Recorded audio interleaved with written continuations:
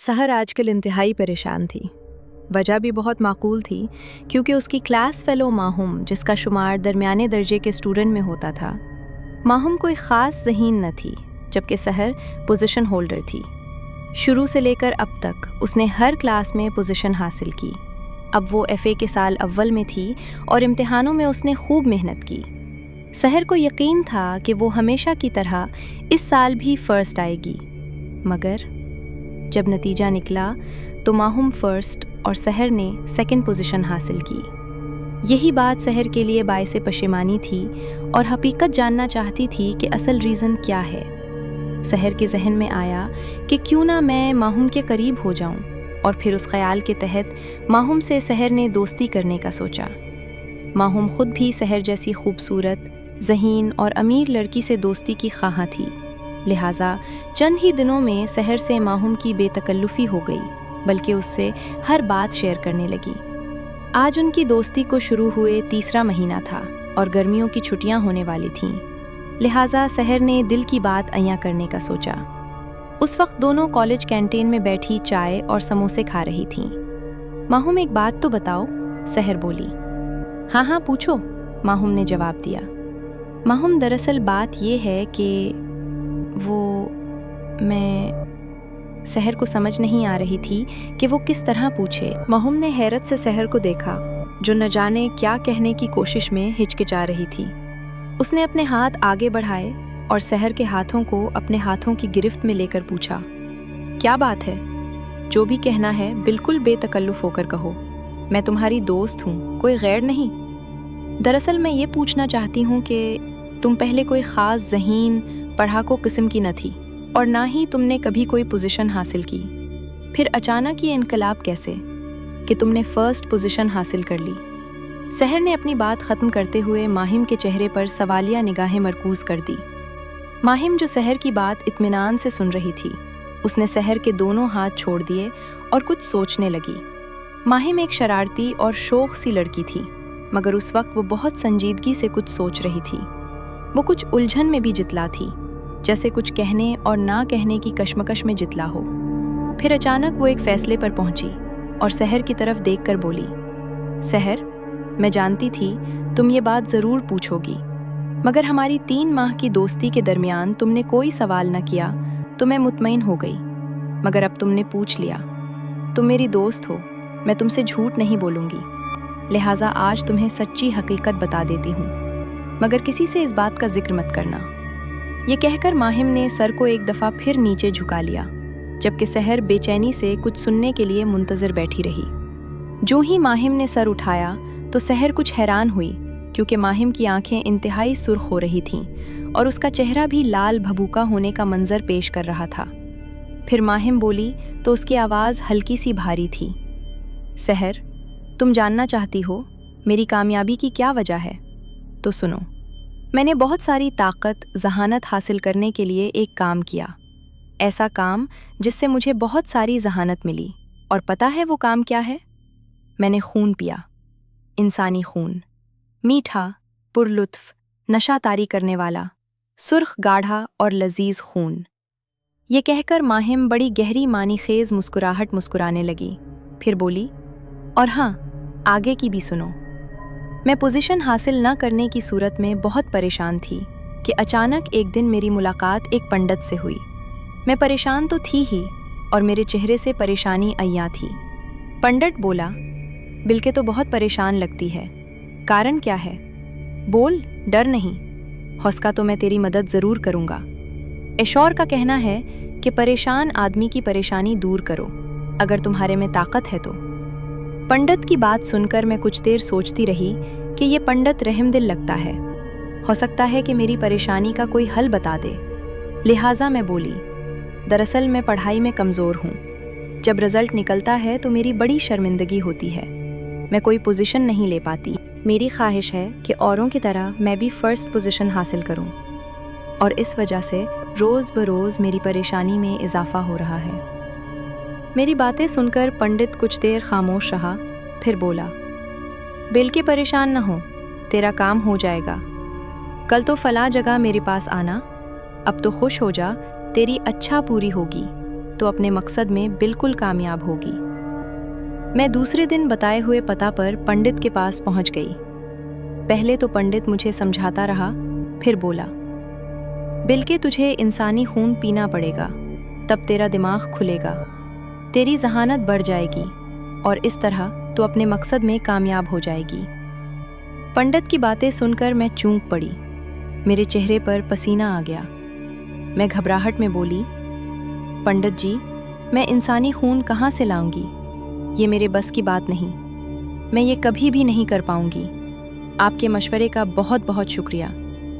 पंडित मुस्कुराने लगा और बोला, बल्कि चंद दिन की बात है, तो परेशान न हो, इंसानी खून का इंतज़ाम मैं कर दूंगा, बस तो मेरे पास आती रहना। मैं पंडित के पास जाने लगी। रोज़ाना पंडित मुझे इंसानी खून पिलाता। शुरू में तो मुझे बहुत कराहत और अबकाई सी लगी, मगर मरता क्या न करता के तहत मैं ये कड़वा घूंट पीती रही और इस तरह मेरा दिमाग खुलता गया। यानी मैंने पढ़ाई के मामले में अपना मकसद पा लिया और अब वो पंडित अचानक न जाने कहाँ चला गया। जाने से चंद रोज पहले बोला, बिल्कि तेरा काम हो गया। माहिम की बात सुनकर सहर पत्थर की हो गई। खौफ, हैरत और डर की तेज लहर उसके सारे बदन में फैल गई। फिर जैसे ही उसे होश आया, वो कुर्सी से उठी और माहिम से कोई बात किए बगैर कैंटीन से बाहर निकल गई और माहिम बखुद माहिम सहर को देखती रह गई। खून, खून, खून, बस यही लफ्ज़ उसके जहन में गूंज रहे थे। वो घर पहुंची और घर के अंदर दाखिल होते ही वो अचानक गिर पड़ी और होश से बेगाना होती चली गई। सहर की आंख खुली तो वो अपने बेडरूम में लेटी थी और उसके इर्द गिर्द उसकी वालदा, वालिद, छोटी बहन शीरी और उसका कज़न हसन भी मौजूद थे। सभी के चेहरे परेशानी का इजहार कर रहे थे, लेकिन जूं ही सहर की आंख खुली तो सब मुतमईन हो गए। लेकिन हसन के चेहरे पर उलझन जूं की तूं मौजूद थी। झट से उसने सहर से पूछा, क्या हुआ था सहर? तुम कैसे बेहोश हो गई? बताओ क्या हुआ था? हसन बहुत बेकरारी से पूछ रहा था, जबकि सहर की वालदा नुज़हत और वालिद अली उस्मान ज़ेर-ए-लब मुस्कुराए। हसन चचाजाद कज़न होने के अलावा सहर का मंगेतर भी था। दोनों आपस में बहुत प्यार करते थे। हसन तालीम के सिलसिले में यहीं रहता था। वो बीएससी कर रहा था। सहर ने हसन की उलझन भांपते हुए खुद को नॉर्मल पोज किया और बताया, कुछ नहीं हुआ, बस यूं ही चलते चलते चक्कर आ गया तो गिर पड़ी। लगता है भूख ज़्यादा लग गई थी। जबकि हसन कहने लगा, हाँ, तुम बहुत लापरवाह हो, अपना ख्याल रखा करो। हसन की बात पर सहर ने वादा किया, आइंदा वो अपना ख्याल रखेगी। उसके बाद शीरी ने जल्दी से उसके लिए सेब का जूस मंगवाया और ताकीद की कि सारा पीना है। शीरी सहर से 5 साल छोटी थी। रात के तकरीबन 9 बज चुके थे। सहर के कमरे से अभी अभी सब लोग उठकर गए थे। सहर के वालिद एक टेक्सटाइल मिल के ओनर थे, जबकि उसकी वालदा ने शहर के एक मशहूर बुटीक को संभाला हुआ था, जिसे उन्होंने अपनी ज़ाती मेहनत से बहुत अच्छा बना लिया था। हसन बीएससी के सिलसिले में अपने चचा अली उस्मान के घर ठहरा हुआ था। वैसे भी अली उस्मान हसन को अपने कारोबार में शरीक करना चाहते थे, क्योंकि हसन के वालिद का बहुत पहले इंतकाल हो गया था। तो हसन के दादा की दौलत, जिसमें हसन के वालिद और अली उस्मान की विरासत थी, ये बस 2 भाई थे। हसन की वालदा अली उस्मान की बहुत इज्जत करती थी। दोनों घरों की रजामंदी से हसन के वालिद की दौलत हसन के नाम करा दिया गया, जिसे बाद में हसन ने चचा के कारोबार में लगा दिया। अली उस्मान ने इस पैसे को पूरी ईमानदारी से इस्तेमाल किया और 50% का हसन को मालिक बनाया। हसन और सहर की मंगनी बड़ों की मर्जी से तय हुई थी, मगर बाद में दोनों की पसंद शामिल हो गई। अली उस्मान की 2 बेटियां थीं, सहर और शाहीना, जिसे प्यार से शीरी कहते थे। होश में आने के बाद से माहिम की बातों पर सहर गौर कर रही थी। क्या वाकई माहिम ने खून पीकर सब कुछ हासिल कर लिया? माहिम ऐसी लड़की तो नहीं, मगर क्या पता उसने ऐसा किया हो। सहर ये सोचकर दोबारा से खौफजदा हो गई कि माहिम ने इंसानी खून पिया है। अपना ध्यान हटाने के लिए उसने टीवी ऑन कर दिया, जहां पर उसका पसंदीदा प्रोग्राम चल रहा था। सो जल्दी उसका जहन बट गया। फिर टीवी देखते देखते वो नींद की वादियों में गुम हो गई और गहरी नींद सो गई। सहर 1 हफ्ते तक कॉलेज न गई। फिर हफ्ते के बाद गर्मियों की छुट्टियां हो गईं, 3 माह की। सहर मुकम्मल तौर पर माहिम के वाक़े को भूल गई और मज़ीद अच्छी पोजीशन हासिल करने के लिए मेहनत करने लगी। ये एक खूबसूरत शाम थी। लान में हसन और सहर के साथ शीरी भी बैठी थी। तीनों लड्डू खेल रहे थे। फिर थोड़ी देर बाद शीरी उठकर अंदर चली गई। इतने में सहर की वालदा और वालिद भी आ गए। लगता था कहीं जाने की तैयारी थी। सहर से उसकी वालदा ने कहा, तुम और हसन भी चलो, आज इमरान के यहाँ पार्टी है। मगर सहर ने इनकार कर दिया कि उसे ऐसी पार्टियां बोर करती हैं। तो वो दोनों हंसते हुए चले गए, जबकि हसन मुस्कुराकर सहर की तरफ देखने लगा।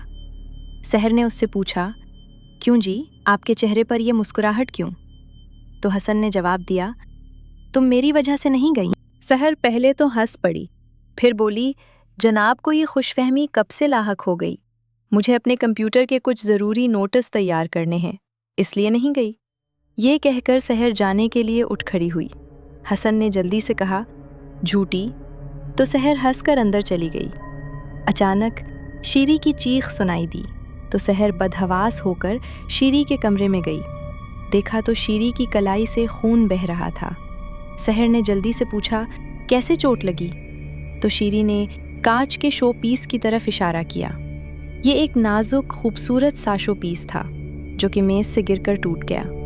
शीरी ने बताया, इसे ठोकर लगी तो वो मेज़ से टकराई और शो पीस समेत वो गिर पड़ी और शो पीस टूट गया और शीशा उसकी कलाई में चप गया। शीरी बुरी तरह रो रही थी। सहर ने जल्दी से फर्स्ट एड बॉक्स लाकर उसकी बैंडेज कर दी और उसे नींद की टैबलेट दे दी। जल्द ही शीरी सो गई। बैंडेज के बाद सहर ने अपने हाथों की तरफ देखा तो कुछ डर सी गई, क्योंकि शीरी की बैंडेज करे वक्त खून उसके हाथ पर लग गया था। खून, इंसानी खून, लजीज खून, रह रहकर यही चंद लफ्ज़। फिर एक झुमाका हुआ। माहम की अंगारा आंखें और भारी आवाज़ सहर के जहन में गूंजी। फिर मुतवातिर ये लफ्ज़ सहर के इनमें गूंजने लगे। सहर जल्दी से अटैच बाथरूम में हाथ धोने के लिए भागी। बाथरूम में जाकर वो रुक गई। सामने आईने में सहर का अक्स नजर आ रहा था। सहर बज़ाहिर अपने अक्स को देख रही थी, मगर उसका ध्यान माहम के जुमलों पर था। खून, खून, लजीज खून, जिससे मेरा दिमाग खुलता चला गया। मुझे बहुत सी ताकतें हासिल हुईं और मैंने सब कुछ पा लिया। बेख्याली में सहर ने अपनी एक उंगली को मुंह में डाला जहां शीरी का खून लगा था। उफ, एक तेज़ कच्ची बू और अजीब सा जायका था। सहर को अबकाई आने लगी। खून, लजीज खून, जिसने मुझे बहुत सी ताकत दी। हाँ, खून, इंसानी खून। सहर ने एक दफ़ा फिर माहम की बातों को याद किया और बेख्तियार अपनी उंगलियों को मुंह में डाला। पहली दफ़ा तो उसे कुछ बुरा लगा, मगर जूं-जूं उसने सारी उंगलियों को एक एक करके चूसा तो उसे बहुत अच्छा महसूस हुआ। फिर जाने क्या हुआ, सहर पर दीवानगी सी कैफियत तारी हो गई। उसने अपने दोनों हाथों को बुरी तरह चाट डाला। फिर वो एक झटके से बाथरूम का दरवाज़ा खोलकर बाहर आई। शीरी अपने बेड पर नींद की गोलियों की वजह से बेसद सो रही थी। सहर आहिस्तगी से उसकी तरफ बढ़ी। कुछ देर वो शीरी को देखती रही, फिर बंके से उसकी बैंडेज खोली। बैंडेज खुलने की देर थी कि जख्म को बहने का रास्ता मिल गया। आहिस्ता आहिस्ता खून फिर जारी हो गया। सहर ने दीवानों की तरह शीरी के जख्म पर मुंह रख दिया। शीरी अभी तक बेसद थी, इस बात से बेखबर कि कितना हौलनाक वाकया उसके साथ हो रहा था। कुछ देर बाद सहर ने अपना चेहरा पीछे कर लिया। उसके होंठ सुर्ख थे खून से। सहर मुस्कुरा रही थी, इंतहाई पुरअसरार तरीके से, जैसे उसने बहुत बड़ा काम कर दिया हो। फिर उसने शेरी की बैंडेज कर दी और बाथरूम में जाकर हाथ मुंह धोए। एक इत्मीनान सा उस पर तारी था। हसन उस सारे वाक़े से बेखबर था और वहीं लान में बैठा अखबार पढ़ रहा था। सहर उसके पास आकर बैठ गई। न जाने उसके जहन में क्या समाई कि उसने हसन को कहा, मेरे साथ मार्केट तक चलो। हसन ने पूछा, कुछ लेना है क्या? सहर दरअसल इल्म मिस्मरिज्म और टेलीपैथी की शौकीन थी, लिहाजा उसने हसन से कहा, कुछ ज़रूरी किताबें लेनी हैं। हसन तो बेचारा सहर की हर बात मानता था, सो उस वक्त वो उसके साथ चल पड़ा। रात के 12 बज चुके थे। सहर की वालिदा और वालिद पार्टी से वापस आ चुके थे। जब उन्हें शेरी का पता चला तो वो बहुत परेशान हो गए, जबकि हसन पर हैरत का दौरा पड़ा, क्योंकि उसे तो पता ही नहीं चला कि ये कैसे हुआ। उसने सहर से पूछा तो सहर ने माजरत के साथ सब कुछ बता दिया। हसन सहर से काफ़ी बददिल हुआ कि वो उसे कुछ नहीं समझती, जबकि सहर को उसकी नाराज़गी का पता चल गया। तो सहर ने बताया कि मैं तुम्हारी परेशानी की वजह से नहीं बता सकी। वालदा बहुत परेशान थी, क्योंकि शेरी चोट लगने से बहुत कमज़ोरी लग रही थी। उसका चेहरा जर्द हो गया था, जबकि सहर पास खड़ी थी। असल हकीकत का तो सिर्फ उसे इल्म था। फिर वो अपने कमरे में आ गई और किताबें देखने लग गई। ये टेलीपैथी और इल्म मिस्मरिज्म की बहुत शानदार किताबें थीं। सहर ने पढ़ना शुरू किया। यूं आहिस्ता आहिस्ता वो सबसे छुपकर अपनी प्रैक्टिस करती रही। माहिम की बातें याद आती तो सहर चूक पड़ती। उसके जहन में था कि काश मुझे भी कोई पंडित मिल जाए जो कि इंसानी खून मुहैया करे। और फिर उस तगोदो में वो एक दिन छुप छुपाकर एक मंदिर में जा पहुंची। ये मंदिर शहर से बाहर था, जहाँ के हिंदुओं की आबादी थी। सहर ने मिन और माहिम की कही हुई सारी बातें जवान पंडित को बता दी और अपनी ख्वाहिश का इजहार किया। पंडित तेज तरार घाक किस्म का चिलतर आदमी था। सारी बातें सुनने के बाद उसने फौरन से पेशतर सारे अंदाजे लगा लिए। उसकी आंखों में तेज किस्म की चमक ऊद कर आई और ज़ेरे लब मुस्कुराने लगा। कुछ तवक्कुफ के बाद बोला, तुम्हारी सहेली तुमसे कुछ बातें छुपा गई। उसने आधी बात तुम्हें बताई। दरअसल इंसानी खून पीना शुरू करने से पहले काली शक्तियों का एक जाप करना पड़ता है, और ये जाप रात में 2 घंटे का होता है। ये जाप 3 रात करना लाजमी है, इसके बगैर असर नहीं होता, क्योंकि जाप की काली शक्तियाँ ही जहन की गुत्थी को खोलती हैं और आदमी ज़हीन हो जाता है।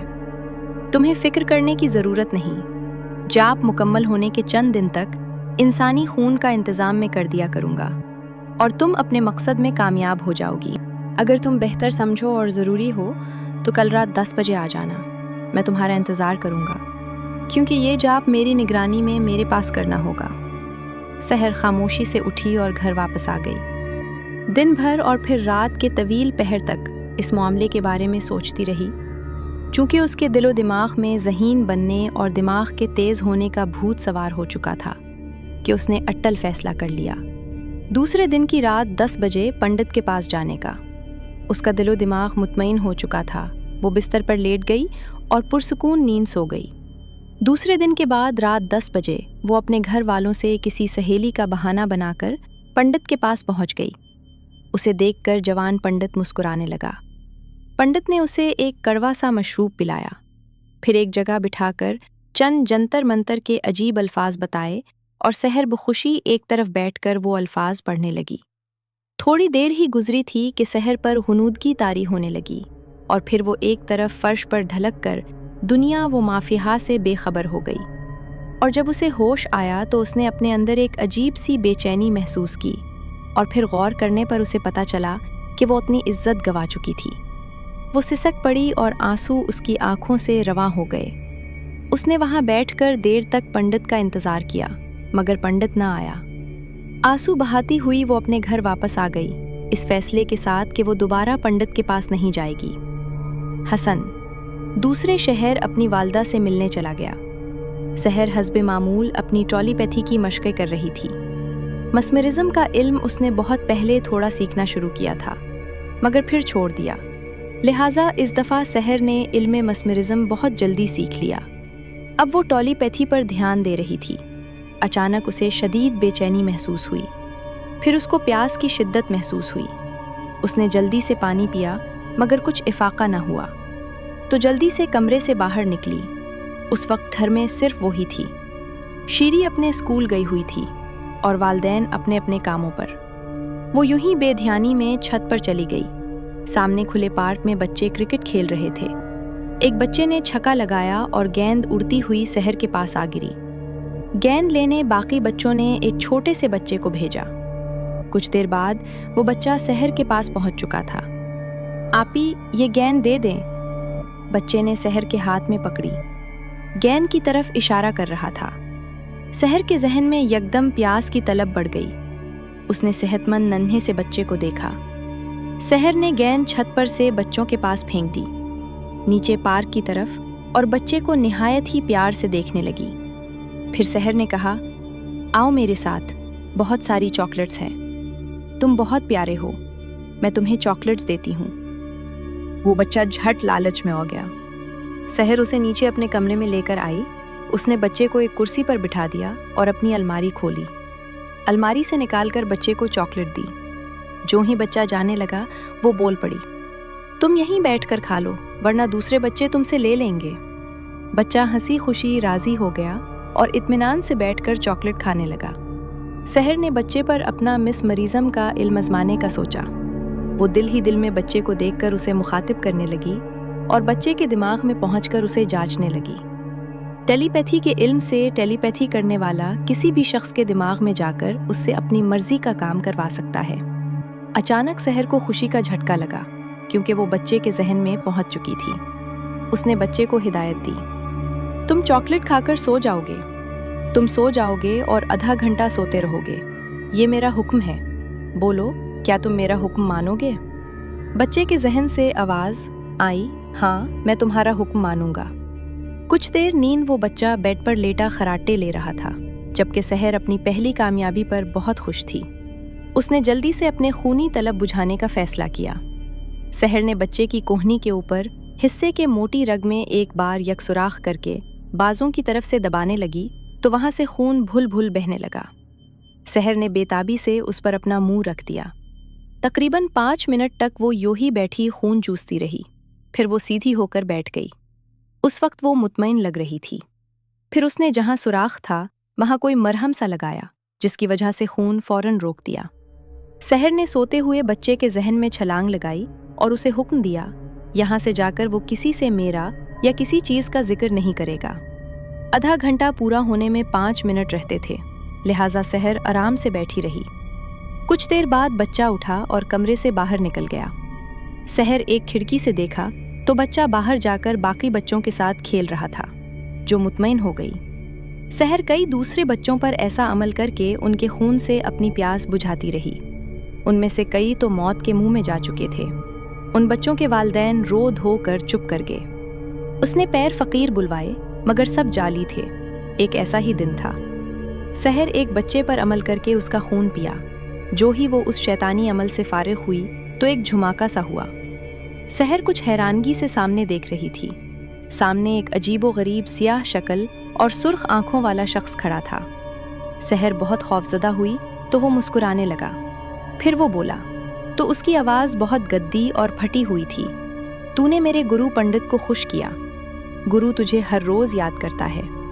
گرو نے تجھے جو جاپ کرایا اس جاپ کا میں بیر ہوں، تو وقت سے پہلے بھاگ آئی، ورنہ تو بہت زیادہ شکتیشالی ہو جاتی۔ گرو نے ہی مجھے تیری مدد کے لیے بھیجا ہے۔ تو نے گرو کو خوش کیا تو مجھے خوش کیا۔ آج میں تجھے ایسی شکتی دوں گا کہ تو حیران رہ جائے گی۔ ادھر آ میرے سامنے۔ سحر میں کان کی انداز میں اٹھ کر اس مکروہ سورے آدمی کے سامنے کھڑی ہو گئی۔ وہ بولا، میری آنکھوں میں دیکھ۔ سحر نے اس کی آنکھوں میں دیکھا تو اس کی آنکھوں میں زرد قسم کی تیز روشنی نکلی، جو سحر کی آنکھوں میں جذب ہوگی۔ پھر وہ شخص بولا، اب تو غائب بھی ہو سکتی ہے، ہر کسی کو اپنا مطیع بنا سکتی ہے، اور ہاں، اس کے علاوہ جو چاہے پا سکتی ہے، مگر ایک بات، بھگوان کے نیک اور سچے لوگوں سے بچی رہنا۔ اس کے بعد وہ غائب ہو گیا۔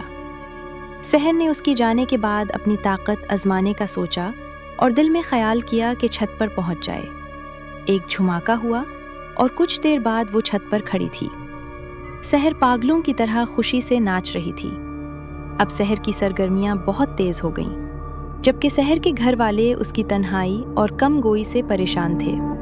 سحر کی والدہ نے کئی مرتبہ سحر سے پوچھنے کی کوشش کی، مگر ان کی نہ جانے کیوں سحر کو دیکھ کر کچھ پوچھنے کی ہمت نہ رہتی۔ حسن بھی بہت پریشان تھا کہ آخر پرابلم کیا ہے سحر کے ساتھ، کیونکہ سحر نہ تو اس کے ساتھ پہلے کی طرح ہنستی بولتی اور نہ ہی اس سے کسی قسم کی لگاوٹ اور پیار محبت کی بات کرتی تھی۔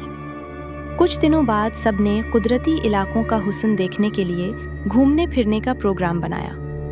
سحر کو ناچار راضی ہونا پڑا۔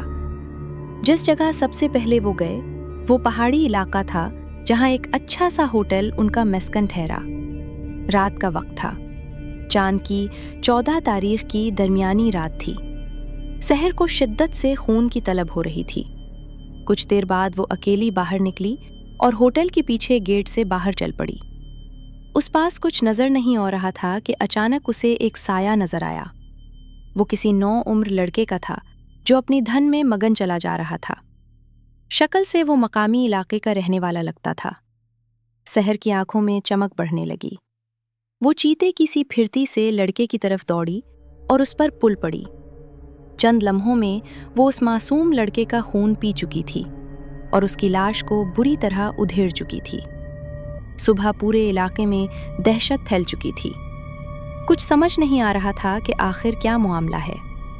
اس کے بعد یکے بعد دیگرے اس طرح کے اور بھی کئی کیسز ہوئے۔ سحر کی والدہ سحر کی پر اسرار حالات کا بڑی خاموشی سے جائزہ لے رہی تھی۔ وہ بہت زیادہ خوفزدہ ہو گئی اور واپسی کی ضد کرنے لگی۔ گر واپس آ کر سحر اطمینان کی سانس لی۔ رات کے وقت سحر کے کمرے کے دروازے پر دستک ہوئی تو سحر نے کہا، "کم ان حسن، اندر آیا؟" اور بولا، "ہیلو، ہائے۔" سحر نے مختصر جواب دیا، "کیا ہو رہا ہے؟" "نتھنگ۔" سحر بولی۔ "سحر، ایک بات پوچھوں؟" حسن نے کہا، "بولو۔" "تم مجھ سے کچھ کھچی کھچی رہنے لگی ہو۔ بندہ ناچیز سے کوئی خطا سرزد ہو گئی ہے؟"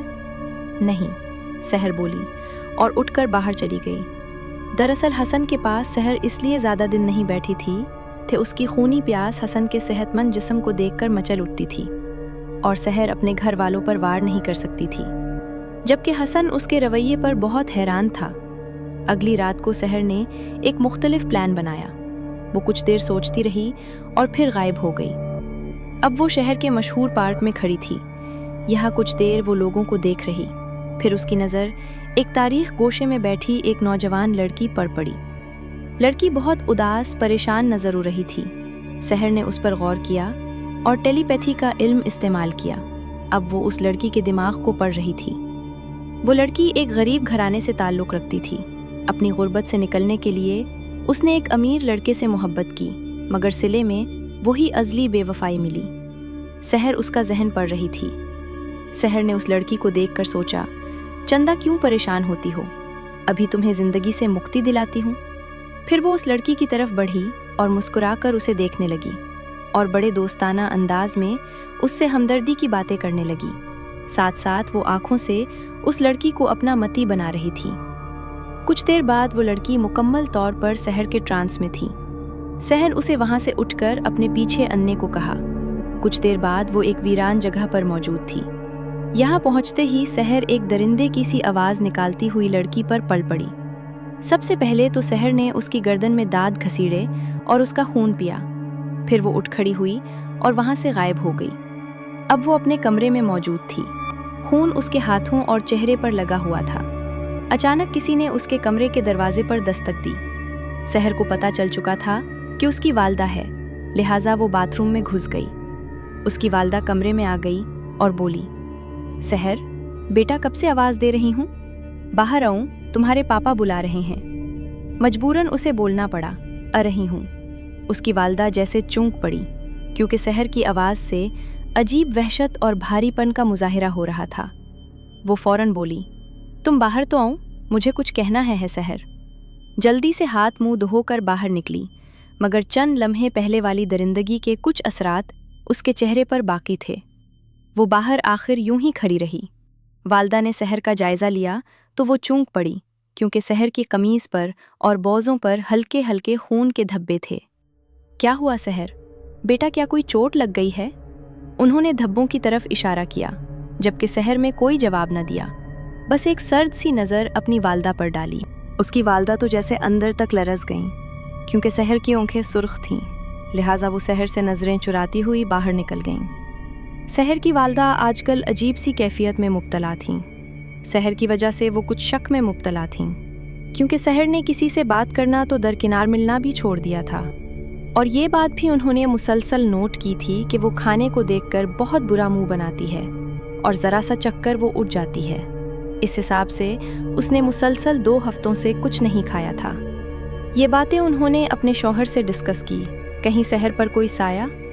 یہ سن کر سحر کے والد ہنس پڑے اور بولے، بیگم، آج کے ماڈرن دور میں یہ قدیم باتیں اچھی نہیں لگتی۔ مگر بیگم نے کہا، کل وہ گھر پر قرآن خوانی کرائیں گی، آج گھر میں قرآن مجید کا ختم تھا۔ سحر طبیعت کی خرابی کا عذر پیش کیا۔ سحر کی والدہ اور والد گھر پر ہی تھے۔ بہت سارے لوگ موجود تھے۔ سحر اپنے کمر میں بند ہو گئی۔ اسے آج عجیب گھبراہٹ اور بے چینی محسوس ہو رہی تھی۔ سحر کی ٹانگیں لرزش محسوس کر رہی تھی۔ وہ بستر پر لیٹ گئی۔ تقریب کے لیے لونگ کا انتخاب کیا گیا تھا۔ اولان سحر کے کمرے کے بالکل نزدیک تھا۔ پھر مائک سیٹ ہوا۔ شہر کے مشہور قاری صاحب آئے اور تلاوت قرآن شروع کی، مگر سحر کی حالت بگڑنا شروع ہو گئی۔ اس تمام عرصے میں نماز، قرآن، روزہ، حتیٰ کہ ہر نیکی کا کام وہ بھول گئی تھی۔ تلاوت ختم ہوئی تو سب نے مل کر قرآن مجید پڑھنا شروع کیا۔ ادھر سحر کی خونی پیاس بڑھنا شروع ہو گئی۔ پورے 4 دن سے اس نے کسی کو اپنا شکار نہیں بنایا تھا۔ آج تک وہ بہت کامیابی سے اپنا کام کرتی رہی تھی۔ کسی کو اس پر ذرا برابر بھی شک نہ ہوا تھا۔ مگر بکرے کی ماں کب تک خیر منائے گی؟ آخر ایک نہ ایک دن تو چھری تلے آئے گی۔ ہر عروج کو زوال ہونا ہے، اور لگتا ہے کہ شیطان کی ہر کارا کئی معصوموں کا خون پینے والی، کئی بے گناہ زندگیاں تباہ کرنے والی۔ سحر کا زوال شروع ہو چکا تھا۔ وہ بیڈ سے گر کر تڑپنے لگی۔ یوں لگتا تھا کہ وحشت، گھبراہٹ اور بے چینی کا اس پر دوڑا پڑ گیا ہو۔ اچانک اس کے کمرے کے دروازے پر دستک ہوئی۔ اندر اونے والی اس کی چھوٹی بہن شیری تھی، جو سپارہ تھامے سلیقے سے دوپٹہ اوڑے اس کے پاس پوچھنے آئی تھی کہ وہ باہر کیوں نہیں ہو رہی۔ سحر نے شریک کو دیکھا۔ اس وقت صرف اس پر اپنی خونی پیاس بجھانے کی دھن سوار تھی، جبکہ شہری سحر کی حالت دیکھ کر لرز گئی۔ سحر بھیڑیے کی طرح جھپٹی، جبکہ شیری کے منہ سے مارے خوف کے ایک چیخ نکلی۔ سحر کی آنکھیں سرخ انگارہ ہو گئی تھی، چہرے پر مکمل درندگی کے آثار تھے۔ شکار آ گیا، وہ بولی تو یوں لگا جیسے کوئی درندہ، بھوکا درندہ غرایا ہو۔ جو ہی وہ شیری پر جھپٹنے لگی تو شیری پیچھے کی طرف بھاگی۔ شکار کو ہاتھ سے نکلتا دیکھ کر وہ پاگل ہو گئی۔ اس نے بھاگتی ہوئی شیری پر ہاتھ کا وار کیا، مگر شیری اس وقت تک دروازے سے باہر نکل چکی تھی۔ دروازہ بند ہو گیا۔ قرآن مجید پڑھنے کی آواز رہی تھی سحر کے کانوں میں۔ جو ہی آواز آئی تو وہ جنونی کیفیت میں ہو کر گر پڑی اور ہام پڑ لگی۔ اس نے غائب ہونے کا سوچا، مگر وہ غائب نہ ہو سکی، یعنی وہ اپنے ہی کمرے میں قید ہو چکی تھی۔ وہ کانوں پر اپنے ہاتھ رکھ کر زور سے چیخی۔ دوسری طرف شیری نے اپنی والدہ اور والد کو ساری صورتحال بتائی۔ دونوں بھاگتے ہوئے سحر کے کمرے کی طرف آئے، لیکن ایک عجیب گھراہٹ بھری چنگھاڑ سن کر سکتے میں آ گئے۔ سحر کے والد نے بیوی کو رکنے کا اشارہ کیا اور دروازے کے لاغ کی جھری میں سے اندر کا منظر دیکھا۔ اندر کا منظر بہت ہی خوفناک اور بھیانک تھا۔ سحر اپنی سرخ انگارہ آنکھیں لیے کسی بھوکے درندے کی طرح کمرے کے فرش پر پڑی، دروازے ہی کی طرف دیکھ رہی تھی۔ اس وقت وہ کسی زخمی شنی کی طرح لگ رہی تھی۔ والد کو شدید خوف محسوس ہوا کہ انہوں نے فوراً کمرے کو لاک کیا اور منع کیا کہ کوئی کمرے کی طرف نہ ہو جائے۔ پھر وہ فون کی طرف دوڑے۔ حسن کو ساری صورتحال کا علم ہو چکا تھا۔ وہ بازی تھا کہ وہ اندر سحر کے کمرے میں جائے گا۔ اسے بڑی مشکل سے روکا گیا تھا۔ ادھر سحر کمرے میں چیخ رہی تھی، دروازے پر زور لگا رہی تھی۔ تھوڑی دیر بعد بنگلے کے گیٹ کے سامنے ایک ٹیکسی رکی۔ علی عثمان باغ کر گیٹ پر گئے۔ ٹیکسی سے اترنے والے شخص سفید لباس میں ایک نورانی شخصیت کے حامل تھے۔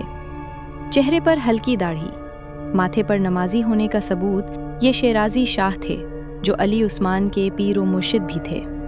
شاہ صاحب نے علی عثمان کو گلے لگا کر تسلی دی اور سحر کے کمرے کی طرف چل پڑے۔ دروازے کے پاس کچھ دیر وہ یوں ہی کھڑے رہے۔ ان کے چہرے پر پرسوچ لکیریں تھیں۔ लम्हा बलम्हा उनका चेहरा रंग बदलता रहा। फिर वो कुछ देर बाद बोले, अली उस्मान, बहुत देर कर दी। मैं तुम्हें सारी बात बताऊं, मगर ठहरो, मैं पहले अंदर जाऊंगा और कोई मेरे पीछे ना आए। कमरा खुलवाकर शाह साहब अंदर गए। जो ही वो अंदर दाखिल हुए, सहर पहले तो उन पर झपटने लगी, बगैर बेख्तियार उछल कर पीछे जा लगी, जैसे किसी नादीदा वजूद से जा टकराई हो। सहर दरिंदों जैसी गराहट की आवाज़ें निकालने लगी। शाह साहब कुछ पढ़ने लगे। सहर चीखने लगी, मुझे छोड़ दो। पढ़ते पढ़ते शाह साहब ने हाथ हुआ में बुलंद किया तो लोहे की मोटी मोटी जंजीरें उनके हाथ में आ गईं। उन जंजीरों पर शाह साहब ने दम कर दिया। कुछ देर मजीद वो यूं ही कोई विर्द करते रहे। फिर जंजीरों पर फूंक कर वो आगे बढ़े, फिर रुक गए और जंजीरें सहर पर उछाल दीं। हुआ ही में जंजीरें सीधी हुई, जैसे किसी नादीदा वजूद ने उनको पकड़ लिया हो। फिर उन जंजीरों ने सहर के गले, दोनों बाजों और टांगों को जकड़ लिया। सहर के चीखने चलाने में शिद्दत आ गई, मगर वो जरा भी हिल न सकती थी। वो बहुत खूनखार नज़रों से शाह साहब को देख रही थी।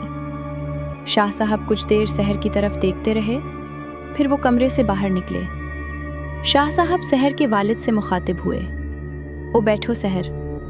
की वालदा और खुसूसन हसन बहुत बेकरार थे, लिहाजा उन्होंने जल्दी से पूछा, शाह साहब बताएं कि क्या हुआ है। शाह साहब बड़े तहम्मुल से बोले, बहुत अफसोस की बात है, अब की बेटी दरअसल इंसानी खून पीने की आदी हो चुकी है। उस पर असेब का साया का असर हो चुका है। कई मासूम लोगों की जिंदगियां तबाह कर चुकी है। क्या आपका क्या कह रही हैं सिस? शाह साहब हसन बमुश्किल बोला, हाँ मैं सच कह रहा हूँ। इसके अलावा वो इंसानी गोश्त की रस्सियाँ भी हो चुकी हैं। शैतान ने उसे गायब होने की सलाहियत, लोगों को मुसख्खर करने की सलाहियत दी है, मगर शैतान भूल जाता है कि कुन्नात को खल्क करने वाली हस्ती ज़बरदस्त क़ुव्वत की मालिक है। अब की बेटी अब इंसानियत के लिए सबसे बड़ा ख़तरा बन चुकी है। तो शाह साहब हम क्या करें? सहर की वालदा, जो अपनी बेटी की बर्बादी का सुनकर सकते में आ गई थी, बड़ी देर बाद बोली, नज़ाहत बेटी, इसका हल तो कोई नहीं है सिवाय सहर के। बोले ना शाह साहब। हसन बोला, मौत नहीं बैक वक्त वो तीनों चलाए। हाँ मेरे बच्चों, अगर तुम लोग इसे नहीं मारोगे तो लोग सहर की हकीकत जानकर उसे मार देंगे। मैंने उसे जकड़ दिया है, वो अब सबके लिए भी खतरा बन चुकी है, लिहाजा कोई उसके कमरे में न जाए। खूब गौर कर लेना। अली उस्मान, और क्या तुम सहर की चंद रोज़ा ज़िंदगी चाहते हो या इंसानियत की बका? ये कहकर शाह साहब ने रुखसत की। इजाज़त चाहिए। सहर के कमरे में से बहुत ही खौफनाक आवाज़ें आ रही थीं। हसन बहुत परेशान था। सहर उसकी ज़िंदगी थी और सहर की मौत उसकी मौत। सहर की वालदा और वालिद बहुत परेशान थे। वो किसी फ़ैसले पर ना पहुंच पा रहे थे। आखिर दोनों उठे और वज़ू करके अपने माबूद से मदद मांगने लगे, जबकि हसन सहर के कमरे के बाहर खड़ा मुसलसल कुछ सोच रहा था। नमाज के बाद दोनों ने गिड़गिड़ा कर रब बारी ताला से इल्तिजा की। वो रोते रहे। फिर जैसे उन्हें बशारत मिल गई और करार हो गया। उसकी वालदा बोली, मुझे सहर जान से भी बढ़कर अजीज़ है।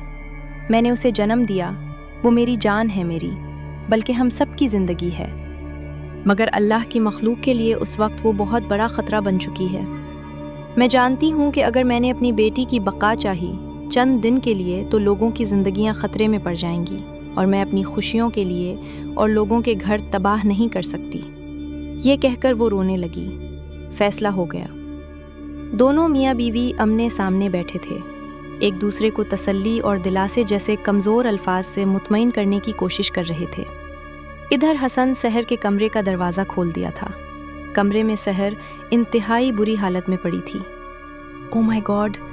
हसन तड़प उठा, क्योंकि सहर ने अपनी खूनी प्यास बुझाने के लिए अपने ही कलाइयों को उधेड़ डाला था। उसकी कलाई की मोटी रख कट गई थी। उस वक्त वो आखिरी सांसें ले रही थी। सहर, सहर, तुम मुझे छोड़ के नहीं जा सकती। हसन भाग कर सहर के पास बैठ गया और उसका सर अपनी गोद में रखकर रोते हुए बोला, तुमने खून चाहिए ना? मैं दूंगा तुम्हें खून, तुम्हें मरने नहीं दूंगा। تم میری زندگی ہو سحر۔ یہ کہہ کر اس نے میز پر پڑا تیز چاقو اٹھایا جس سے پھل کاٹنے کا کام لیا جاتا تھا۔ سحر کی چاہت میں حسن اپنا حواس کھو چکا تھا، دماغ سے سوچنے کی صلاحیت ختم ہو چکی تھی۔ اس وقت اسے صرف اور صرف سحر کی تکلیف نظر یہ رہی تھی۔ اس کے ذہن میں صرف سحر کی زندگی عزیز تھی اور اس نے اپنی شہر کاٹ دی، اور اس وفا کے دیوتا حسن نے اپنی گردن سحر کے منہ پر رکھ دی۔ خون کے چند قطرے سحر کے حلق میں ضرر پہنچے، ساتھ ہی 2 اشک سحر کی آنکھوں سے گرے۔ اس لمحے اس کا ذہن حسن کی قربانی کو محسوس کر رہا تھا، پھر بھی اسے حسن کی قربانی نہ بچا سکی اور وہ ہمیشہ ہمیشہ کے لیے ساخت ہو گئی۔ نزہت اور علی عثمان دونوں سحر کے کمرے میں داخل ہوئے۔ علی عثمان کے ہاتھ میں ایک جدید سائلنسر لگا پسٹل تھا، مگر اندر کا بھیانک منظر انہیں دہلا گیا۔ سارا فرش سرخ خون سے رنگا ہوا تھا، سحر کی کلائی ادھری ہوئی تھی اور اس کا منہ پر حسن کی گردن تھی، جہاں سے خون بہہ کر فرش پر اور سحر کے چہرے کو سرخ کر رہا تھا۔ نزہت علی تو اسی وقت بے ہوش ہو گئی، مگر عثمان ہمت کر کے آگے بڑھے اور حسن کو جوں ہی انہوں نے سیدھا کیا تو ایک دل خراش چیخ ان کے لبوں سے آزاد ہوئی۔